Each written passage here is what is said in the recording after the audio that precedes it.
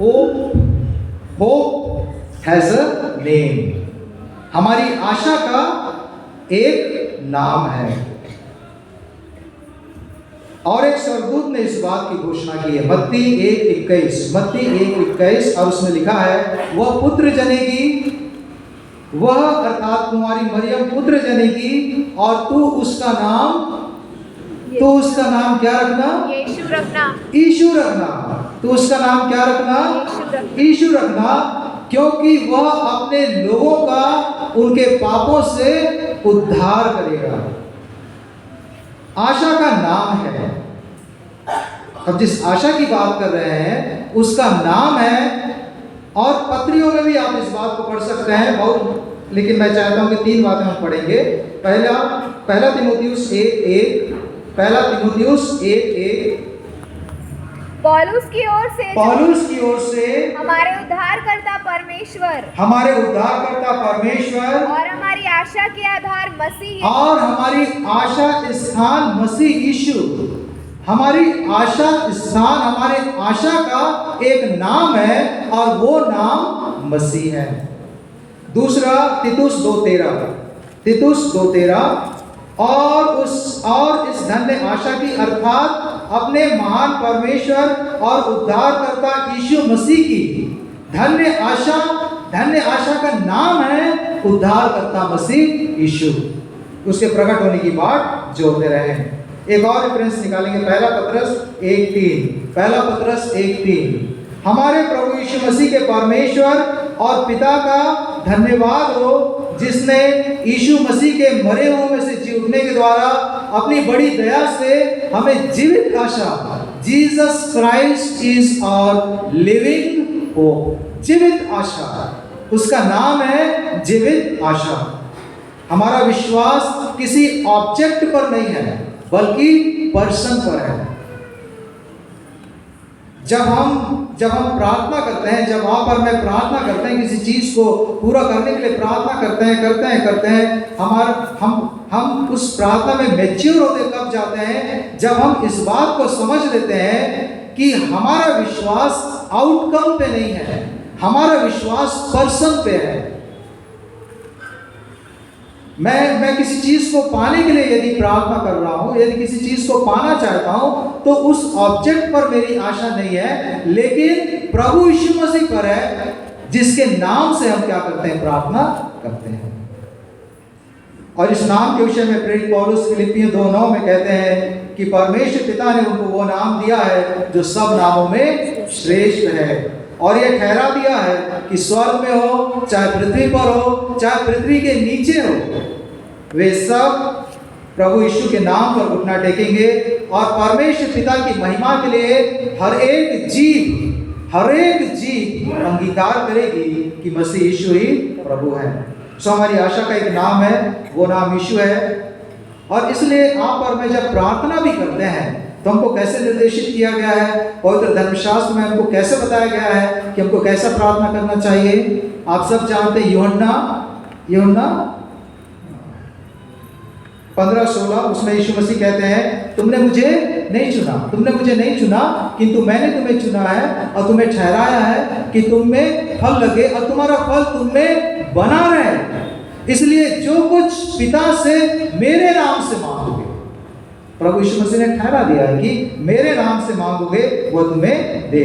और इसलिए प्रेरित पौलुस कुलुस्सियों 3:17 उसमें कहते हैं, वचन से, काम से, जो कुछ भी करो, चाहे वचन से करो, चाहे काम से करो, जो कुछ भी करो, वो किस नाम से करो? प्रभु यीशु मसीह के नाम से करो, और प्रभु यीशु मसीह को धन्यवाद दो। So our hope has a name, और वो नाम है यीशु। दूसरी महत्वपूर्ण सच्चाई, hope has a perfect timing.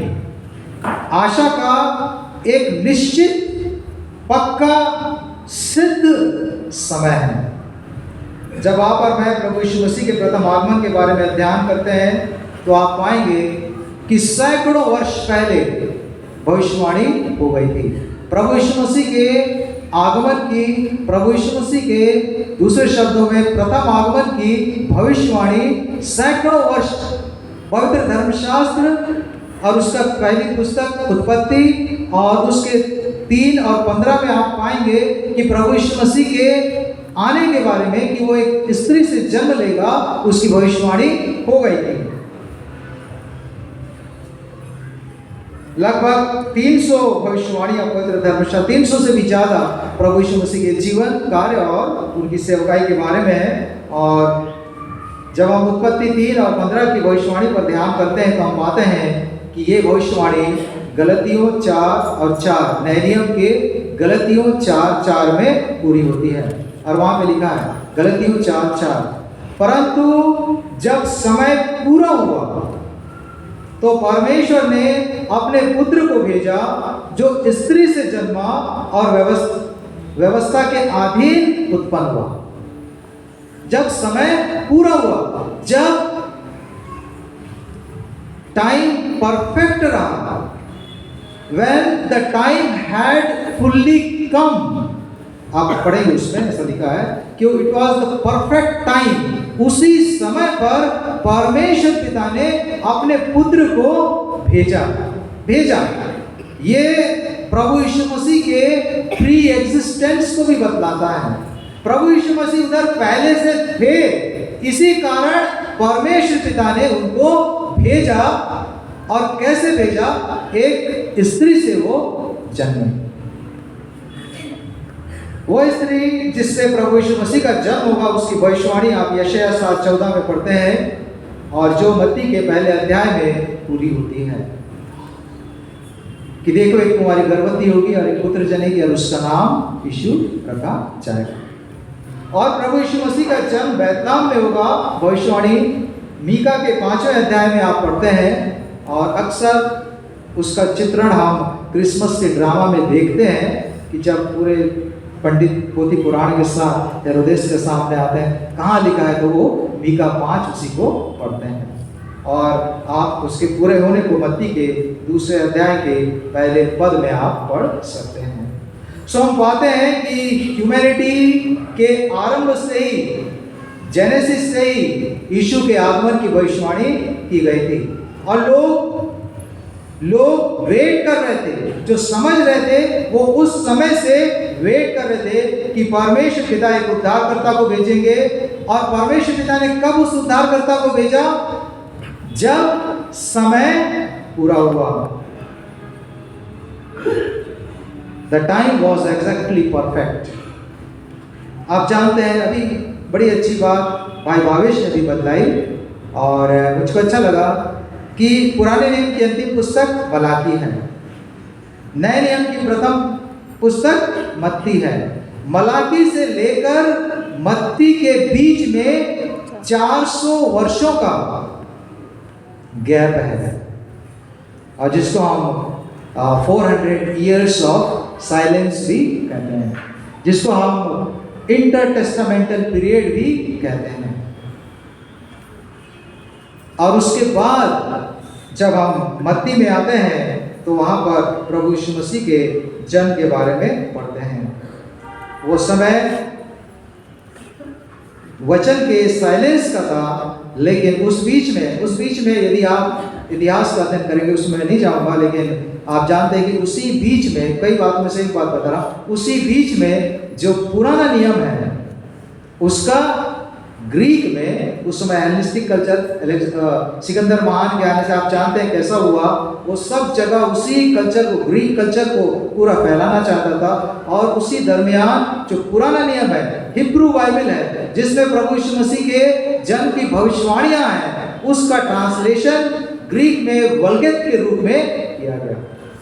उसके बाद आप आते हैं रोमन्स में, पैक्स रोमानिया, रोमी साम्राज्य में, जिन्होंने उसको सब तक, दुनिया के कोने कोने तक परमेश्वर पिता के वचन, उस भविष्यवाणी को पहुंचाने के लिए मार्ग तैयार कर दिया।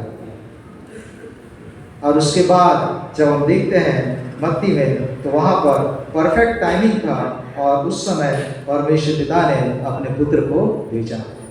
मेरे लिए मैं जब इंतजार कर रहा हूं, मैं जब प्रार्थना कर रहा हूं, मैं जब किसी की बाट जो रहा हूं, मैं किसी चीज को पूरा होने का रास्ता देख रहा हूं, मेरे लिए कोई कार्य में विलंब हो रहा है, ये मेरा समय है। लेकिन परमेश्वर पिता अपने कार्य में कभी विलंब नहीं करते। हो सकता है परमेश्वर पिता ने आपको वह नहीं दिया हो जो आप मांग रहे हो, और आपके मन में आ रहा हो कि ऐसा क्यों, परमेश्वर पिता इतनी देरी क्यों। बजाय इसके हमें यह कहना है कि परमेश्वर पिता, आपने जो समय ठहराया है उसी समय में मेरे जीवन में ये बात पूरी हो, क्योंकि परमेश्वर पिता का समय हमारे लिए जो ठहराया गया है वो परफेक्ट है। So hope has a time and hope has a perfect timing. तीसरी सच्चाई होप के विषय में यह है कि होप इज कमिंग अगेन। ये जो आशा है ये पुनः इसका आगमन है। आगमन सिर्फ प्रभु यीशु मसीह के प्रथम आगमन के बारे में नहीं है, किंतु ये प्रभु यीशु मसीह के द्वितीय आगमन की आशा से भी संबंधित है।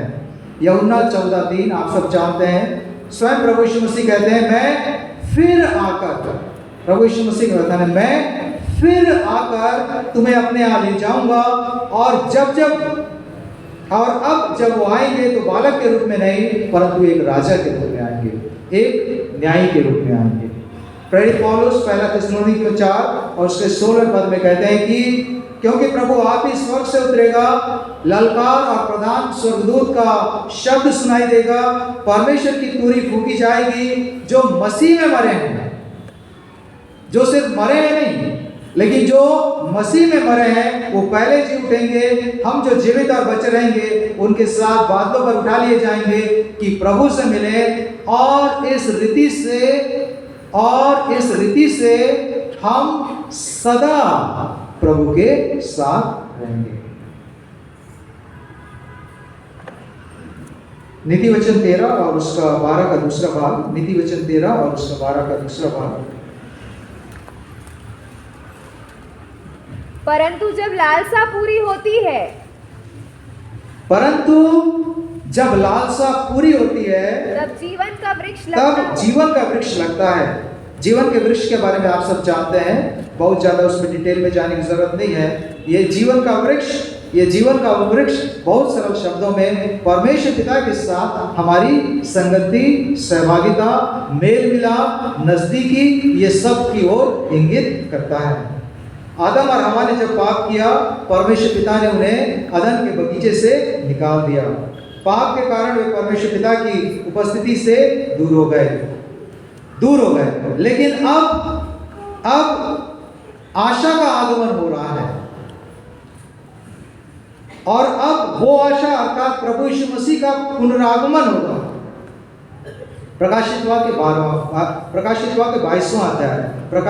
22वां अध्याय, और उसमें आप फिर से जीवन के वृक्ष के बारे में आप पढ़ेंगे, और वो जीवन का वृक्ष फिर से प्रकट हो रहा है, और फिर कोई श्राप नहीं है, कोई रात नहीं है, सूर्य के उजियाले का प्रयोजन नहीं है, क्योंकि प्रभु परमेश्वर स्वयं उन्हें उजाला देगा।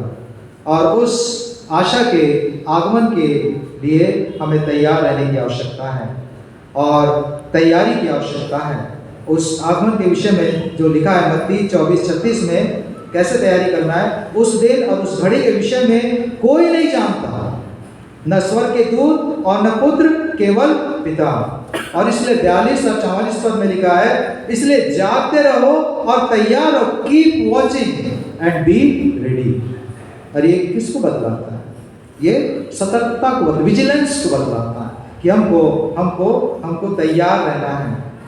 जब प्रभु यीशु मसीह, आप जानते हैं, गतसमनी के बगीचे में तीव्र वेदना से होकर गुजर रहे थे, तो वो प्रार्थना करते थे। प्रार्थना करने के लिए अपने साथ ले गए थे पतरस, याकूब और यूहन्ना को, और उनसे कहते हैं मत्ती 26 और 41 पद में, जागते रहो और प्रार्थना करते रहो।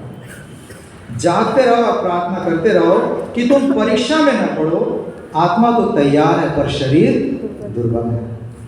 जागते रहने के संबंध में एक और महत्वपूर्ण बात हम प्रकाशित वाक्य 3 और उसके 2 और 3 पद में पढ़ते हैं। मैं पढ़ रहा हूँ आपके सामने। जहाँ सरदीस की कलीसिया को हम सबको वहां पे कहा गया है, जागृत रह और उन वस्तुओं को जो बातें रह गई हैं और जो मिटने को थी उन्हें दृढ़ कर, क्योंकि मैंने तेरे किसी काम को अपने परमेश्वर के निकट पूरा नहीं पाया। सो चेत कर कि तूने किस रीति से शिक्षा प्राप्त की और सुनी थी, और उसमें बना रह और मन फिरा, और यदि तू जागृत न रहेगा तो मैं चोर की नाई आ जाऊंगा और तू कदापि न जान सकेगा कि मैं किस घड़ी तुझ पर आ पड़ूंगा। और इसीलिए जिस तैयारी को परमेश्वर पिता हमसे चाहते हैं, उस तैयारी को हम पूरा करने के लिए कैसे पूरा करें, अब बात आती है कि हम कैसे तैयार हैं। और उस तैयारी के लिए प्रेरित पौलुस रोमियो की पत्री और उसके 13वें अध्याय और उसके 11 से 14 में एक महत्वपूर्ण बात हमें बताते हैं, जिसके साथ हम प्रार्थना भी करेंगे। रोमियो 13, 11 से 14। रोमियो 13 और 11 से 14। समय को पहचान कर ऐसा ही करो, इसलिए कि अब तुम्हारे लिए नींद से जाग उठने की घड़ी आ पहुंची है। क्योंकि जिस समय हमने विश्वास किया था, उस समय के विचार से अब हमारा उद्धार निकट है, आने वाला, उसका आगमन होने वाला है। रात बहुत बीत गई है और दिन निकलने पर है। इसलिए हम अंधकार के कामों को त्याग कर ज्योति के हथियार बांध ले। जैसा दिन को शोभा देता है, वैसा ही हम सीधी चाल चले, न कि लीला क्रीड़ा और पियक्कड़पन में, न व्यभिचार और लूचपन में, और न झगड़े और डाह में, वरन प्रभु यीशु मसीह को पहन लो और शरीर की अभिलाषाओं को पूरा करने का उपाय ना करो। इसलिए मैंने बोला कि हमारी जो आशा है, और hope is not in what, क्या में नहीं है, लेकिन our hope is in who, कौन है, यीशु, उसके ऊपर हमारी आशा। और कैसे तैयार करना, उसको बहुत अच्छे प्रेरित पौलुस यहाँ बताते हैं। अब हमारे लिए नींद से जाग उठने की घड़ी आ गई है। स्कूल में छोटे बच्चों को टीचर ने पूछा, रात के बाद सुबह सबसे पहले कौन सा इंपॉर्टेंट काम किया जाता है? एक बच्चे ने बोला, सबसे पहले मैं ब्रश करता हूं। नहीं, वो सही आंसर नहीं। एक ने बोला कि नहीं, सबसे पहले मैं एक्सरसाइज करता हूं। टीचर ने बोला, वो भी सही आंसर नहीं। एक ने बोला, मैं सबसे पहले उठ के नहा लेता हूं। बोला कि नहीं, वो भी सबसे आंसर नहीं। और भी 3-4 आंसर। फिर उसके बाद एक छोटा बच्चा बोला कि मैं जानता हूं, मैं बताना चाहता हूं। बोले क्या? मैं आंख खोलता हूं। सबसे पहले काम उठने के लिए, नींद से जागने के लिए क्या करना पड़ेगा? आंख खोलना पड़ेगा। और जब आप आंख खोलेंगे, लाइट के साथ आपके आंख का कांटेक्ट होगा और आप देख पाएंगे। दूसरा राजा और 6वां अध्याय और उसके, आप जानते हैं, मैं उसको बता रहा हूं। गेहजी को परमेश्वर पिता से नबी ने, एलिय्याह ने क्या प्रार्थना की? परमेश्वर पिता इसकी आंखों को खोल दे ताकि ये देख सके। और उसकी आंखें खुली, उसकी आत्मिक आंखें खुली और वो देख सका कि जो उनके साथ है वो ज्यादा हैं वनिस्पत के जो उनके विरोधी हैं। जो जिस स्लीप से जाग उठने की बात मैं कह रहा हूं, इसके द्वारा ये कहना चाहता हूं कि हमारे स्पिरिचुअल आत्मिक शीतलता से अब हमको जागने की आवश्यकता है। रोमियो में लिखा है, जो शरीर पर लगाएगा मन और जो आत्मा पर मन लगाएगा, उसका क्या अलग अलग परिणाम होगा। तो ये अब हम बाहर, अब हमको उसके आगमन के लिए, उस नींद से, यदि हम अभी तक हमारी आंखें बंद हैं यदि हमारी आत्मिक आंखें बंद हैं, यदि हमारी आत्मिक इंद्रियां बंद हैं, उनसे बाहर आने की आवश्यकता है, उसको खोलने की आवश्यकता है। और ये सब प्रभु के अनुग्रह से होने जा रहा है। क्यों? क्योंकि हमारी आशा का नाम है, क्योंकि हमारी आशा का परफेक्ट टाइमिंग है। और क्यों? क्योंकि हमारी आशा, क्योंकि जो हमारी आशा है वो फिर से हम उससे भेंट करने जा रहे हैं।